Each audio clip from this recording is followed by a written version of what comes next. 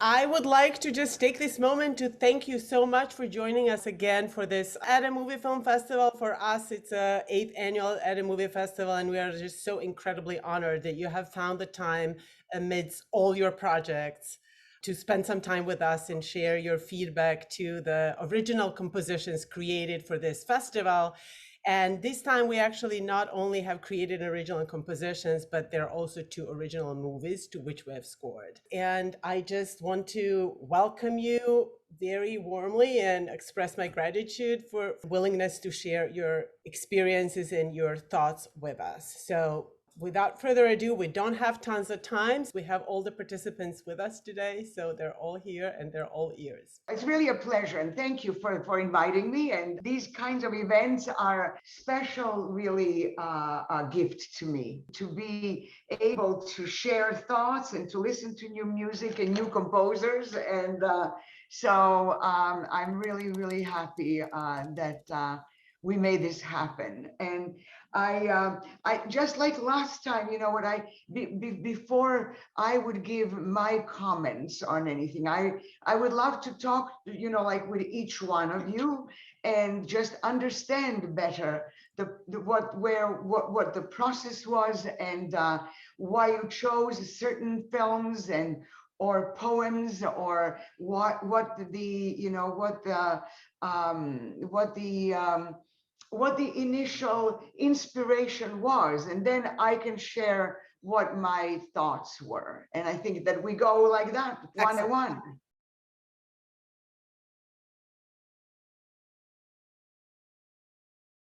So Aaron, you did Carnival of Souls. I think that you're the only one who chose that really compelling film. I mean, I can understand why you would be gravitating towards it.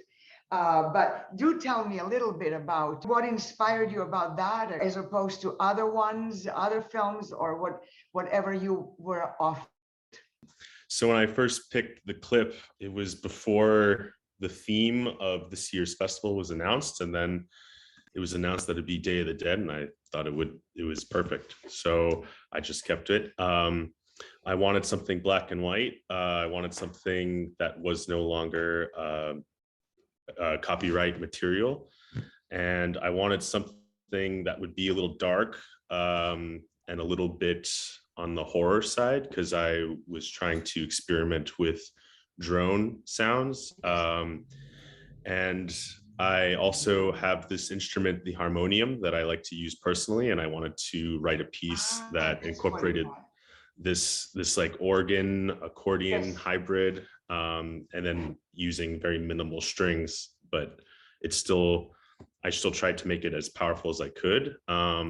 That's so interesting, Aaron, because I was trying to figure out what was the sustain, and how did you do that? And because it sounds almost like strings, like a cluster of strings, but that is the harmonium, right? Yeah. Wonderful. And then in the beginning, I used the tremolo stop with it, and this is the first time that I actually used this in a real score. So that was very interesting. And I had a theory about using drones, and how it can be very effective, but only if you maybe like bring it on a journey a little bit, add more layers, and then finally removing all the layers back to a drone. And so that was this experiment that I used for this composition, and I'm pretty happy with it.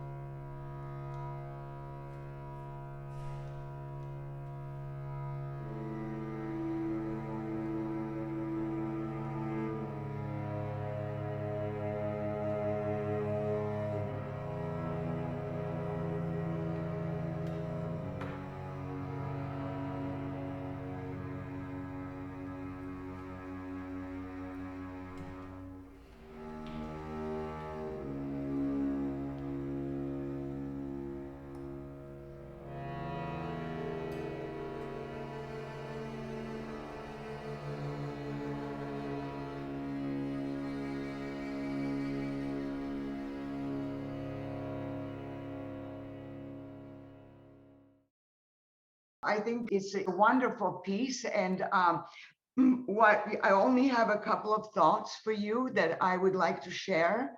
When I watched the film, it is something between a horror, but also a surrealist film, let's say. I would call it, like, in an experimental, very unique style, because it sits on that balance between a genre film and something else. And I find it very compelling because you don't, there are many questions raised and not many answers given, which makes it so compelling because it stays with you. And I thought that in your approach, I thought that the overall arch and the arc of how you start and where you end is beautiful. And the ending is really beautiful. It's kind of, it's conclusive and not conclusive. That's what I found so beautiful about it. That it doesn't, it's satisfying, but there is a question mark rather than giving a full answer. What I would maybe suggest is, if now within this structure, you could add some surprise moments, like accents insert, so that you take it out of the music is very beautifully structured, but now what if you add some unexpected moments, just like the film is, because at some point you don't know whether, is she dancing with herself, is she dancing with the death, is that her? And like in that dance that she that happens, and there is a the whole sequence, it's quite long, and I understand the circular repetitive motion of your phrasing in there, but what if something interrupted that? And still, this is all going. And I think you do some of that later on as the chase starts. But what if there were certain moments in the beginning where you kind of surprise us and stay within your palette? Because I think it's beautiful what you did, the harmonium and the strings. And the composers who came to mind that I would share with you were Johnny Greenwood, who follows a lot of Penderecki's string arrangements, and also Hildur Gudnadottir, who is this amazing cellist. And in some of her albums, I mean, those were the two composers that came to my mind. If you listen to either Radiohead albums, but also in some of the scores like The Master that Johnny Greenwood did, for example, you'll find those kinds of elements. And that's what I would inspire you. I would like to inspire you to do. Yeah, I'm a big fan of both those composers. I guess what would stop me from adding more layers or more jolts and twists is I feel like the surprises at the end won't be as effective if I'm doing that a little bit towards the beginning, or if I'm bringing other elements in. It might get to be a little overwhelming, especially with such a short clip. But I'm not so sure, Aaron, because when you start that movement at the end, at the run, you kind of stay within it. But what if you were in a subtle way to announce it earlier? And I don't mean big gestures, I mean small gestures, just something to disturb you, to disturb the piece. I mean, there is not throughout, because there is something about the piece that's very, that's disturbing already. I meant just if you watch, the Andalusian Dog, or some of the surrealist films, let's say from the beginnings of that movement, just something that would be, that would maybe be a nod to that, as the film is. I like the idea. I added definitely some foreshadowing, but maybe I could do more with that. but this would be, because I did see that and I did hear that, but it's within the legato gesture, the movements that are in there. I meant this like take me out, like some, and as I say, that it can be very minimal. It can be very not in terms of dynamics, not a fortissimo movement, but something that would make you, whatever you're doing already with foreshadowing, but just a little bits that are unexpected. And then perhaps once you get to the later section of the run, maybe in your mix, that part could be a little bit more accentuated within the mix that you have now. Okay, yeah, some controlled chaos, huh? Exactly. I like it. Thank you. Of course.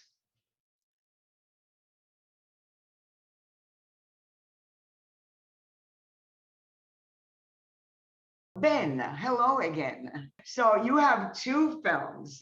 I see one is the rain and one is the celebration. So obviously, I mean the juxtaposition. I can understand the impulse to test the two completely different approaches to the Day of the Dead.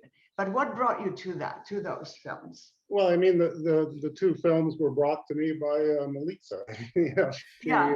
But there were other choices, right? There were some other. Yeah, there were. I mean, I tend to like things without too much of a story. In the rain, it's actually it's the dead speaking to the living about the futility of building monuments. Yes. So. It's the title is, if you want to be remembered, do something memorable. Don't waste your money on monuments. And so it's the string quartet, and I wrote it at a steady tempo because the dead, of course, don't speed up or do anything interesting or exciting. And it's basically the string quartet.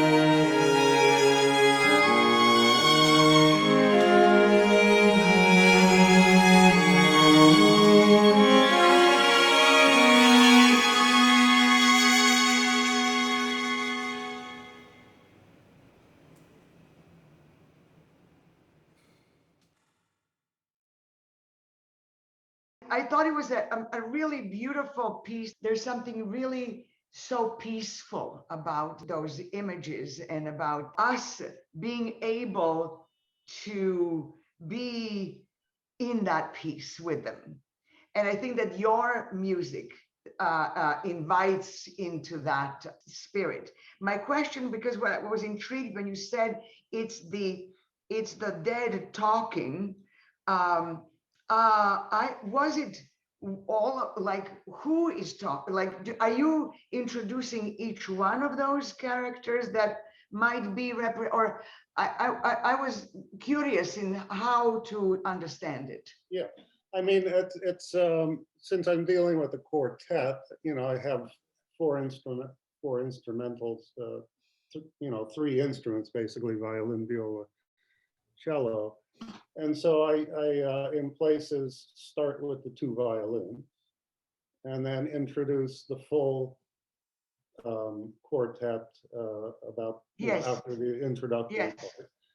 part. There's several themes that keep recurring in here, and sometimes the theme is carried by just a couple of instruments until about 2/3 of the way through. Then the main theme, it comes in, it goes out, it comes in again with all of the instruments. So they're all speaking towards the end together. Uh-huh. And then at the very end, they you know, kind of go away. They go up. I was having a little bit of a difficulty following the theme. Is the theme played by each one of the quartet members each time somebody else takes over when the theme is repeated, or? Basically, the main theme is 1/3 of the way through. It's played between the cello and the violin. And, Does that main theme appear before that or not? Is that the first time we hear it? It does, but it's the first time you hear it in that manner. So in other words, I've got it in there, but it's so slow using like whole notes and half notes that you don't really notice it, but it's there. Uh-huh.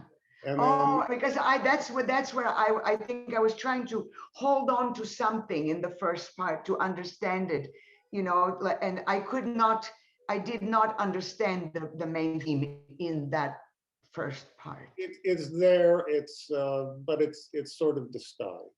So each voice, they sort of intertwine, but the theme is there. It keeps coming back. Is there any way to make the theme more apparent or more in the first part? I suppose, yeah. I mean, I was trying to understand it. Did it sound disjointed too? I mean, That's right. Did it sound like everything belonged together? Exactly. I was trying to hold on to something and I couldn't understand. I could not myself understand it until we came to that, you know, 1/3 in when it was up. And also, is there a percussion passage? Isn't there some percussion that enters in a? No, it's a combination of pizzicato in the viola and. Oh, that's the pizzicato. That's right. Yeah. Lovely. I loved that. Yeah. It grounded me, and that happens probably somewhere there in the second third of the right. Yeah. That's where I was with you. To be honest, the first part is supposed to be disorienting because you're trying to figure out what are these voices, who's speaking, you know, that type of thing. And it does build, as I said, they begin to speak together more towards the end. Because again, this is the dead speaking to us. So in a way, you're walking through the cemetery and you're hearing these voices and you can't really make sense out of it. And sure. Then but there's something incredibly peaceful, you know, in the images and in your music that you don't even question that, you know, you're just there with them. The images are beautiful. I mean, I really enjoy working on that because the imagery is so good. Yeah, I agree.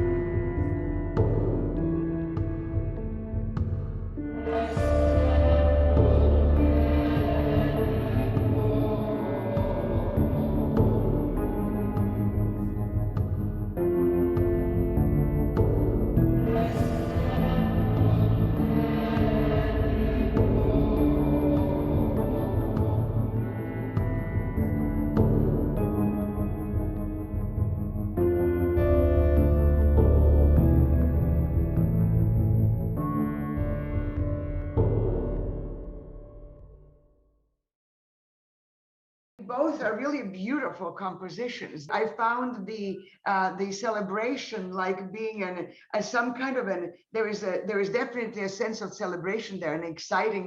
It's like a march almost of these dead souls, and it follows those images perfectly. And I thought it's a great build up. And I have only one question in that particular piece, and that was, would there be, because it's a long sequence, and once you build your orchestration to where it is, then it continues on. Could there be something either that the piece accelerates more? You know, the beginning is the first half is so great, and then it stays there. But I was hoping that it would go on like that, and that it would go further. The celebration one is actually chronological. It's the day, right? So it starts Yes. in the morning, afternoon, and then goes into the night. So it had to be the same tempo because time doesn't speed up or slow down. So it's a chronological explanation of the day. So I tried to give some elements of difference just based on the instrumentation, but the beat throughout is the same, never changing. I noticed that. Yeah. That was my question. Because yes, I understand the thought behind it, that the day has its own tempo, but I was more paying attention to the characters in that day. And they seem to be more and more frenzied in my view as I saw the film. So as I was following them, I thought that because their celebration starts in the morning, and it seems like it then ramps up during the day, and then the night is the culmination of it. That was my perception. Yeah, and that's I think it's a true one, and I was trying for that with the drums and the rhythm in the daytime. Yes. And then, you know, keeping it quiet at night, but still the same tempo throughout. Maybe something then, Ben, if the beat has to stay, if the tempo has to stay the same, maybe is there room for some soloists to come somewhere, like to feature somebody towards the end, or so because I'm just saying it as a viewer. This is not as the enjoyment of the view. Yeah, no, and this is exactly the criticism that the group gave me when I showed it. Is they said I should have played because I play the saxophone, not very well, but I play it. But I should have had an instrumental solo, particularly in the middle part. And I disagreed because I don't like to play, but I think that is the correct thing. I should have put something, a solo instrument, saxophone in the middle to give it more. Those were my, I said in my note to me, I said either the tempo can change or a soloist can enter somewhere, just to bring, because otherwise, your telling of the story of the passage of the day is not as clear. Yeah. No, I think you're all correct, and I stand corrected. I will put a solo on there. Okay, great.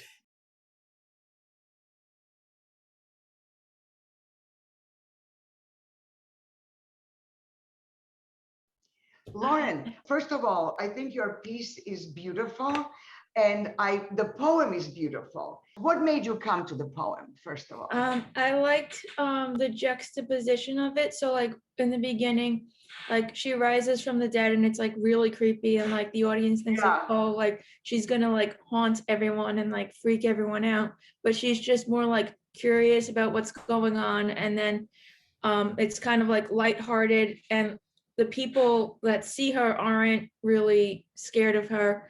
They're not alarmed that this woman just rose from the dead out of this grave. Yeah. They're just like, yeah, this is what's going on. And like, she's like, is there anything that's going like interesting? And they're like, well, the water isn't that great. Like there's chlorine in it. And like, but they're acting like that's like normal. And which is not normal.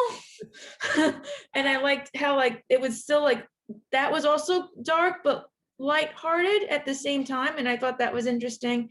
And then like at the end, she just was just like, if there's nothing new, I guess I'll just go back down there Go back and where like I was. hang out. And like I Yeah. was in like a better spot there, and like she'd like just like close back down. It's like creepy again. So I thought like the book end was like interesting. Right.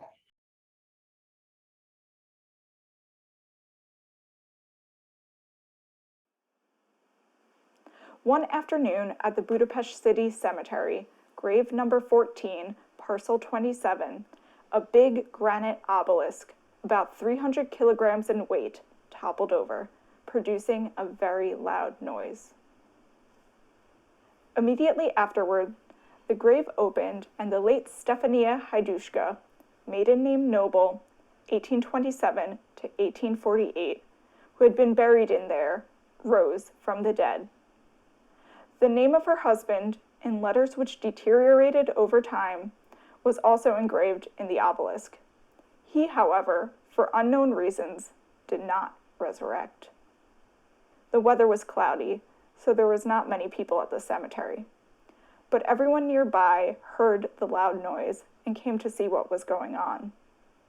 In the meantime, the young lady dusted herself off the last bits of dirt, borrowed a comb, and combed her hair.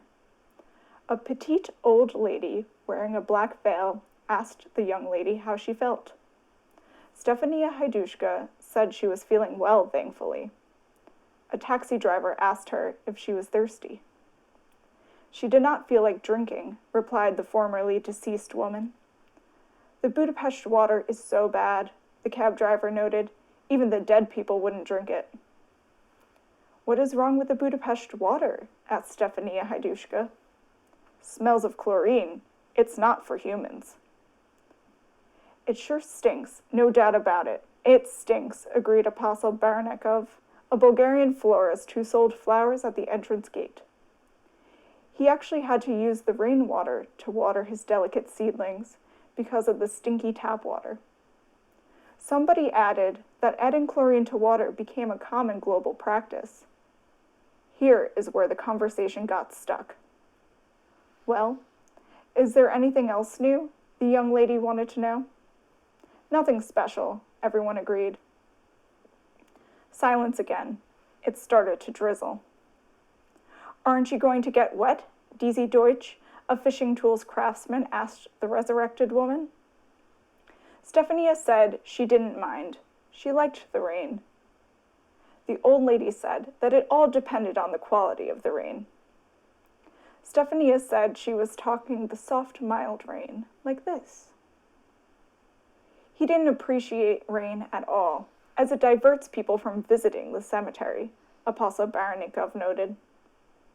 The fishing craftsman agreed completely and sympathized. Long silence. Well, tell me something else, the dead lady said. What do you want us to tell you? Asked the old lady. We don't really have much to talk about. Did nothing happen since 1848? Well, there's always something, the fisherman said. But as the Germans say, selten kommt etwas Besseres nach. Well, there's that, said the cab driver, and started walking toward his car, disappointed that this whole incident did not grant him a new customer. Everyone was silent. The resurrected looked back at her still open grave. She waited a couple more moments, but as everyone remained quiet, she said, "Goodbye then," and walked back into her grave. The fishing tool maker reached out his helping hand so that she wouldn't slip on the wet mud. All the best, she shouted as she was descending. What happened? Asked the taxi driver by the entrance. She didn't go back to her grave, did she? She went back, noted the old lady. And we were having such a nice chat.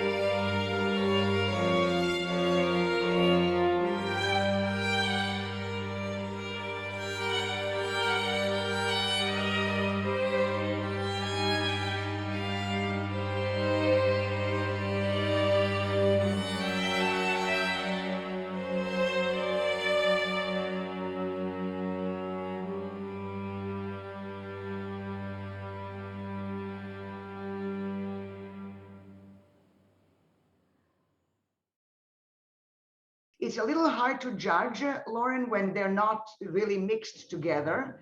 My question is then your piece written from her point of view or from us as viewers' point of view, or from the people that encounter her?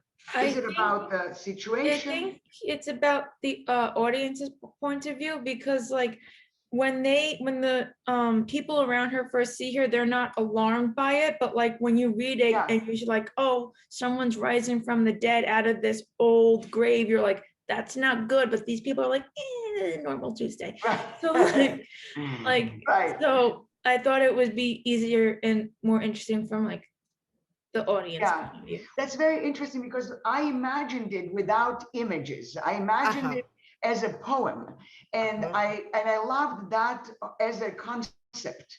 And that's why I think that even if you had somebody record the text and mix it with this music without any images, I think could be a really wonderful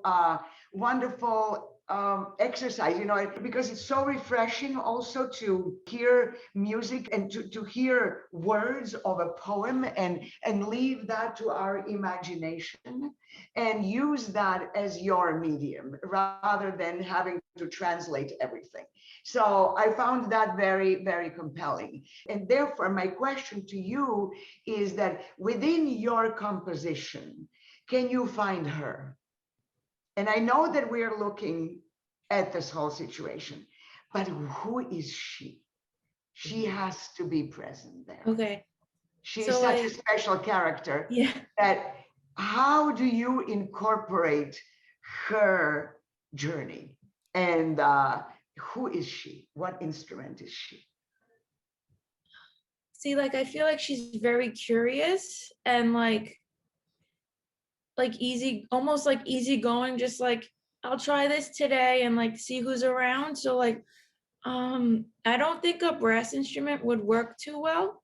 Maybe like a woodwind, like, and like something like kind of quirky, because like the whole story is like also like a little quirky. So maybe like an oboe or a clarinet I could add.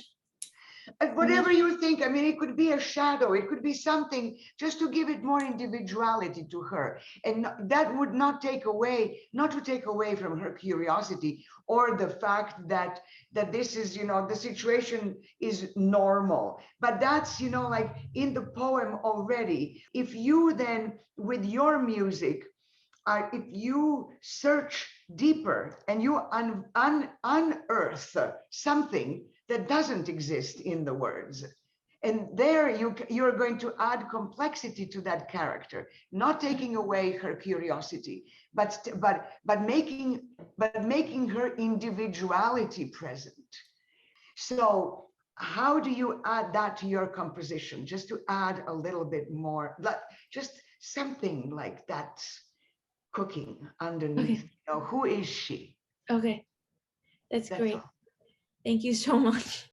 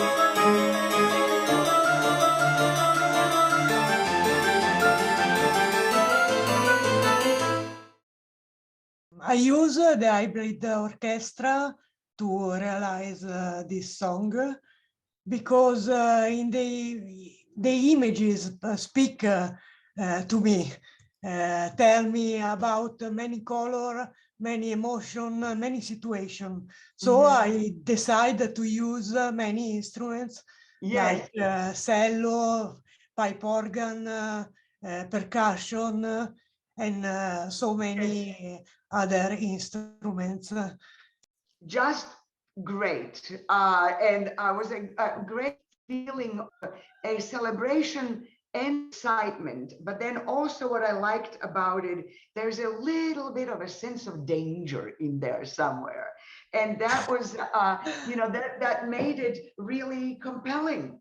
And I thought that the way that it keeps growing and it's unexpected and my only comment would be, it seems to, where the images come to those, the portraits of people, that are like split images, not split images, but the portraits of people come onto the screen as photographs, let's say. And it seemed that that's where that your composition somehow settled down a little bit. And then it took off again. And I just had a question about that middle. Is there a way to just keep that, like the excitement going? I like the video because speak about many situations, but the dead is not only sadness. No, exactly. That's why it's a celebration. It's fantastic. Exactly. Yeah.